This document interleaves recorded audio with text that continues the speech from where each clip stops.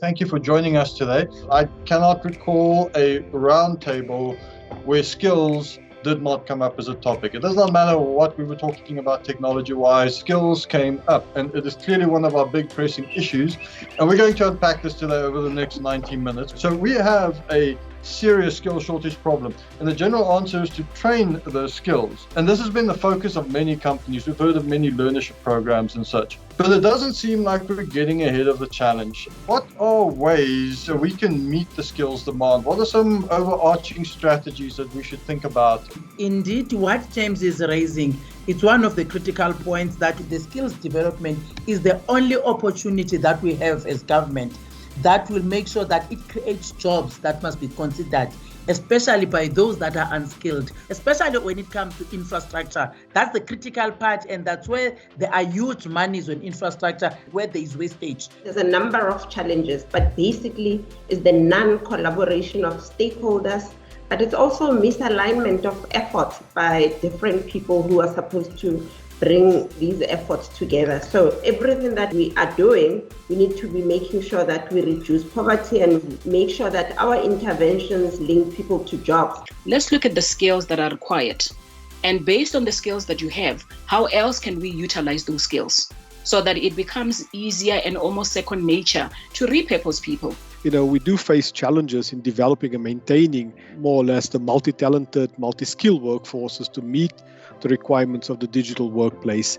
So virtualized teams and rapidly evolving the world of work clearly has shown us that there is a huge demand for skills that far outstrips the supply in digital economy. While we develop these new skills in the digital that never existed maybe 5-10 years ago, once people come out of universities, out of colleges with those skills, we then require them to have skills.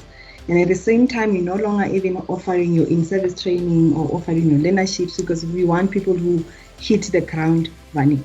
Before COVID, we would preach that, listen, we need to go digital. And the answer was, this is largely a contact university, so that will never happen. But then COVID happened, and all of a sudden, the lecturers who are good at what they teach, all of a sudden had to use the tools which they're not familiar with, which their students are. But them being able to acclimatize to the way of work in industry, whether it's now finding themselves on a program working from home, they're on a back foot, it undermines their confidence, and they end up being unable to even communicate effectively because of the fear of what they do not know. The crux of the problem, we have to deal with it from the primary schools and the high schools before we reach even to the varsity, because of the curriculum that we are dealing with. It's totally wrong. All our kids are going to invest that 3 years, but I know when they leave the college, they're not going to be employed by anybody. So really, we are investing a lot. I don't think it's an issue of lack of money, James. It's an issue of maybe lack of prioritization or understanding. Nobody really understands when you say, what is machine learning? What is AI? Because those people that are deep there in the rural areas, they don't have this career guidance.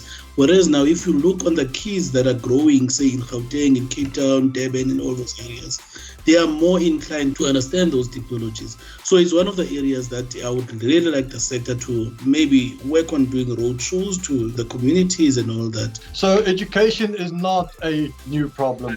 And the problems we're dealing now are actually not new problems. It's just the times we are in and the demands we are in. We have to try and work things out as they move along. And that's why these conversations are very important. And for that, thank you and have a great afternoon.